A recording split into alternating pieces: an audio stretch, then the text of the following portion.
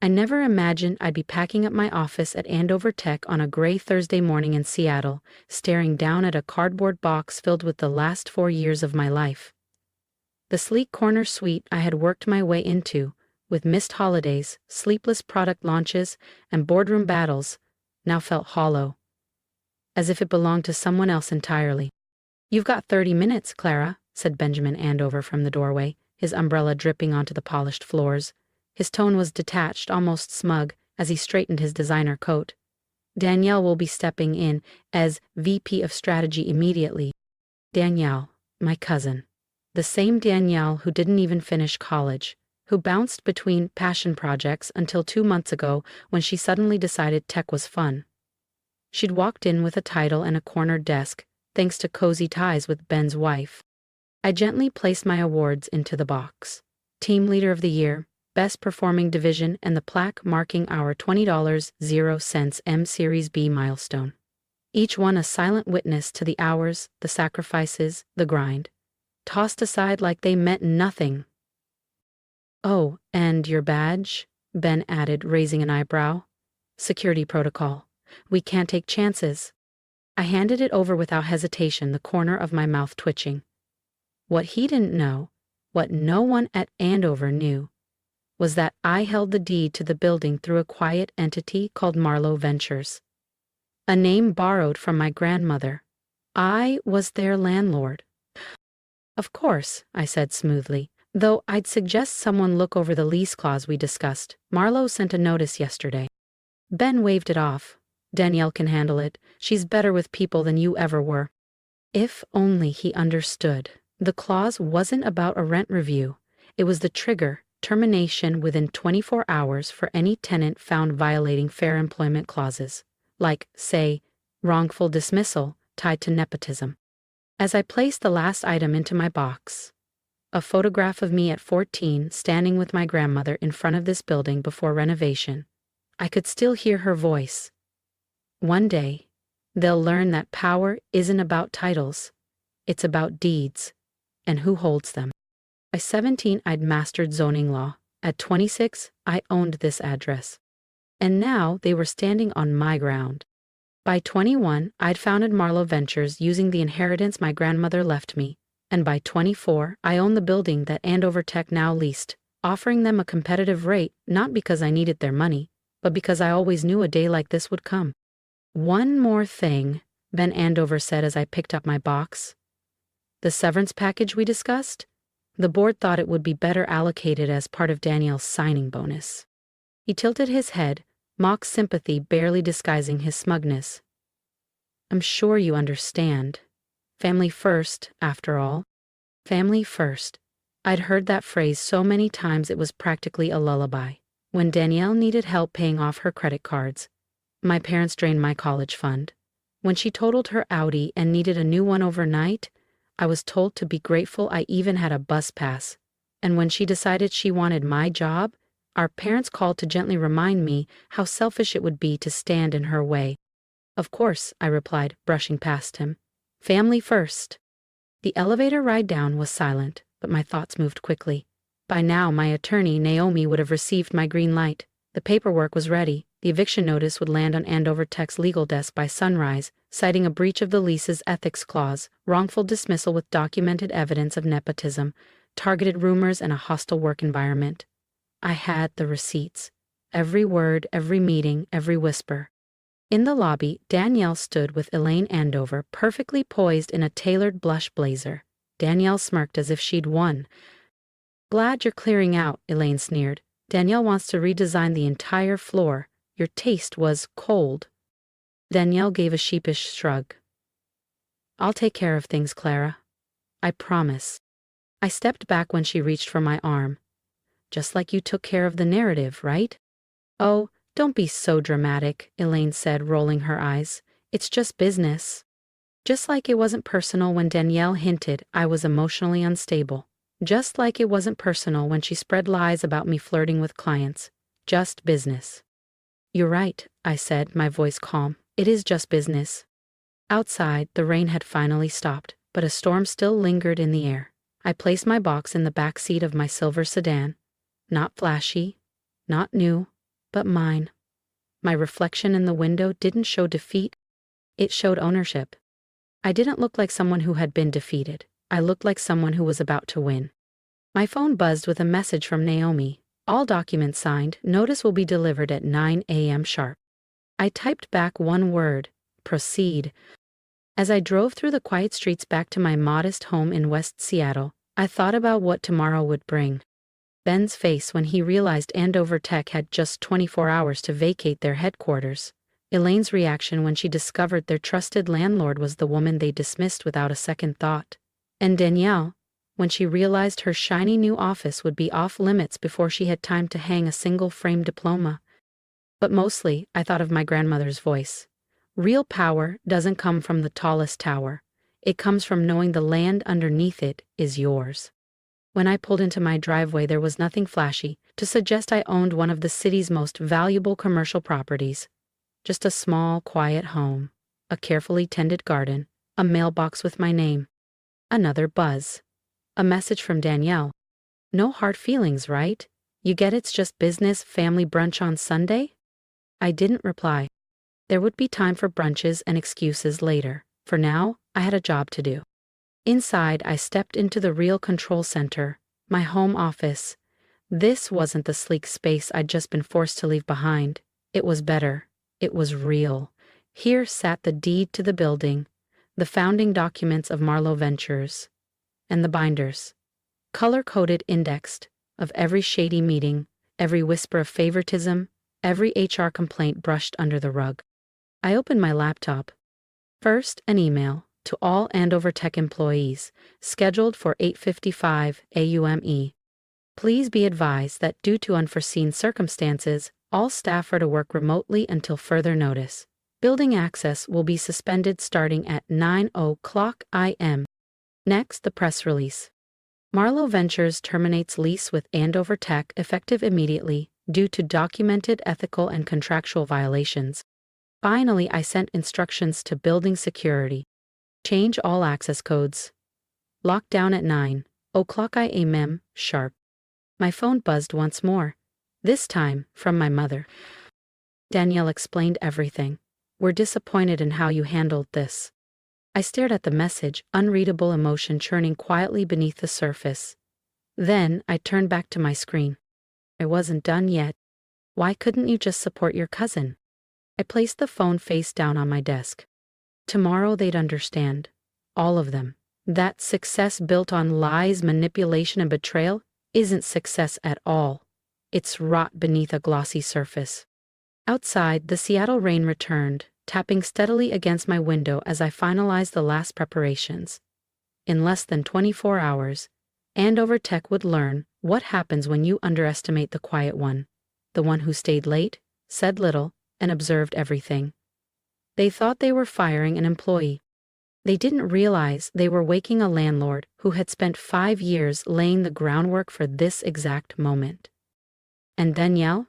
She'd learned that some battles are already lost the moment you step onto the board. I closed my laptop and stood by the window, watching rain cascade down the glass. Tomorrow's forecast? Stormy, with a 100% chance of consequences. At 8:30 AM sharp, I parked across from the Andover Tech building, coffee in hand, watching it all unfold. Employees poured in, chatting, laughing, unaware that their workplace was minutes away from lockdown.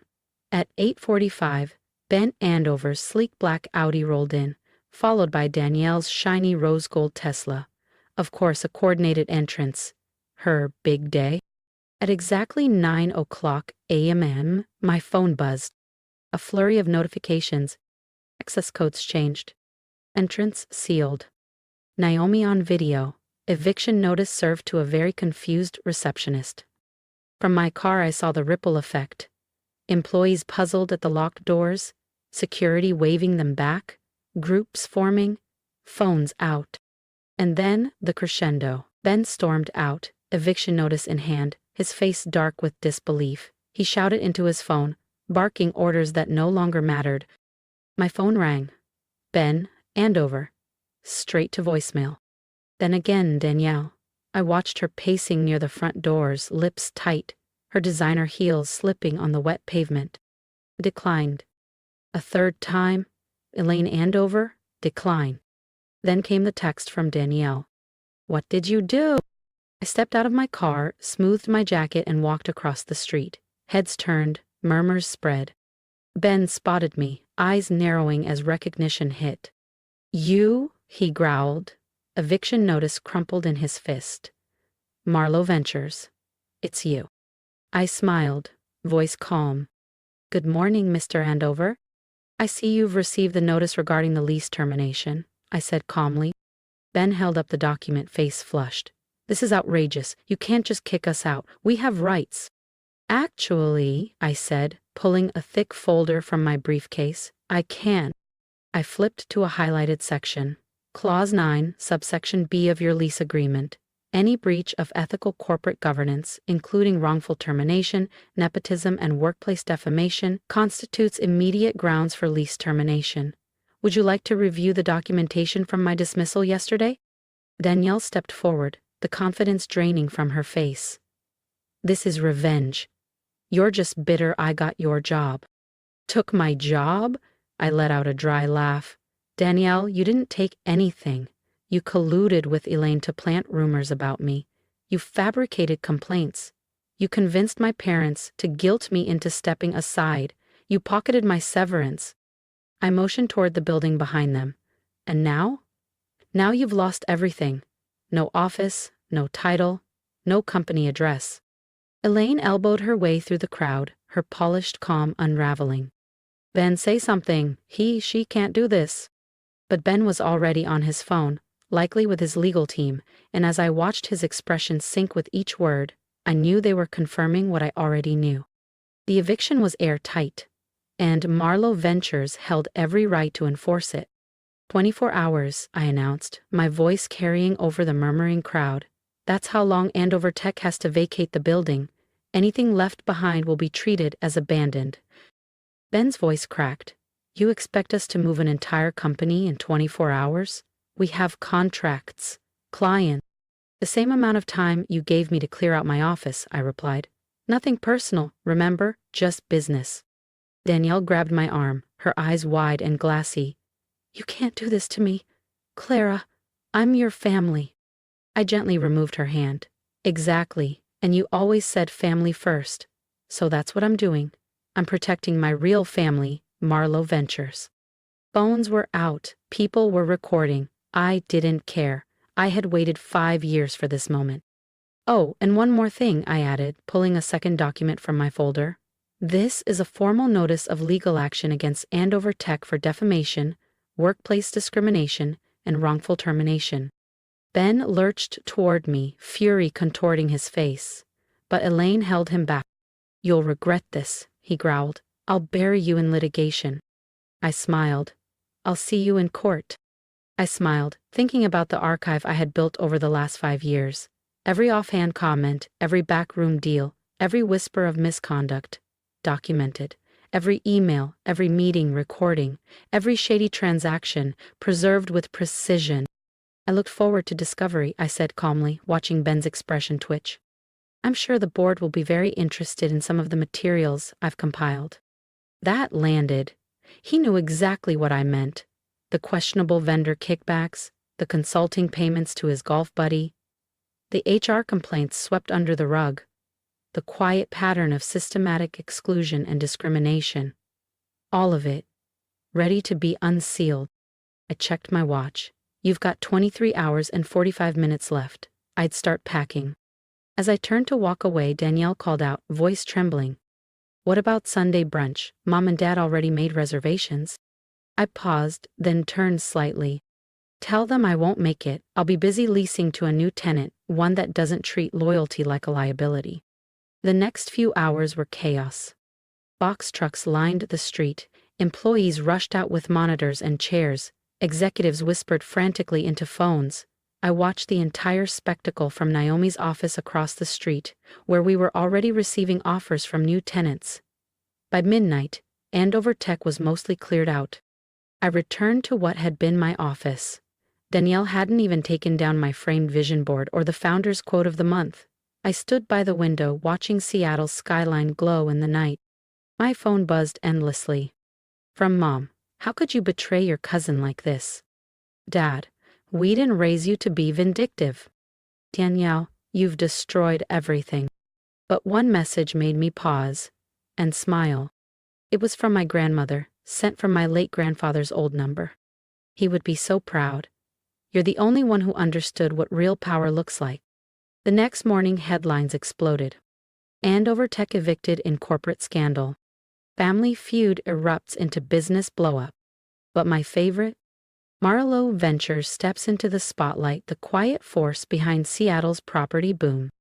The article praised our strategic property acquisitions and long-term vision, naming the Andover building as just one piece of a much larger portfolio. A week later, I received a dinner invitation, not from my parents, but from my grandmother. When I arrived, she was already waiting, seated in her favorite chair, a spark in her eyes that said everything without a single word. "Your grandfather kept a journal," my grandmother said, handing me a weathered leather notebook. "He wrote about you often, said you were the only one who truly understood his lessons, about patience, and where real power lies." I opened it, instantly recognizing his neat, looping handwriting. My granddaughter asked me today why I invest in old buildings instead of new ones. I told her what my father told me. Real value isn't in what stands above the ground, but in owning the ground itself. She understood. Look how far that girl will go. I blinked, holding back emotion. "Danielle called," my grandmother added, pouring tea. "She's moving, says she can't find work here anymore." I nodded, thinking of the email I'd received earlier that day. A proposal from a leading tech firm to lease the building. Their plan? A startup incubator on the lower floors, offering affordable space and mentorship to first-time founders. "She always said," my grandmother mused, "revenge is a poor man's game. Real success isn't about payback. It's about getting ahead and bringing others with you." I smiled. "It was never about revenge," I said softly. "It was about justice. And now, it's about building something better." That night, as I drove home, I passed the building that had once carried the Andover Tech name. The sign was gone now, just clean glass, waiting for the future. My phone buzzed. A message from Danielle, her first in weeks that wasn't defensive or bitter. "I get it now. What you built, what it took. I'm sorry I tried to take it from you. I never saw how hard you worked." I didn't reply right away. Some truths take time. Some apologies require more than words. But as I pulled into my driveway and stepped out beneath the cloudy Seattle sky, I thought again of my grandfather's words. True power isn't about having the biggest office. It's about owning the ground beneath their feet. And finally, they all understood. If you've made it this far, thank you. This isn't just a story about contracts and office buildings. It's a story about worth, and how sometimes the people closest to you are the ones who overlook it the most. I never set out to destroy anyone. I just stopped letting them destroy me. And if you've ever been dismissed, underestimated, or made to feel like your loyalty was a weakness, I hope my story reminded you that quiet strength is still strength. You don't have to shout to be powerful. You don't need revenge to win. You just need to know your worth and keep building, even when no one's watching. Now, I want to hear from you. Have you ever had to walk away from something or someone to protect your peace? Have you ever been pushed aside only to come back stronger? Share your experience in the comments. Let's talk about it. Because sometimes the most empowering thing we can do is speak the truth and remind others they're not alone. And if this story moved you, consider subscribing, not just to follow more stories like mine, but to stand with those who are quietly reclaiming their power, one bold decision at a time.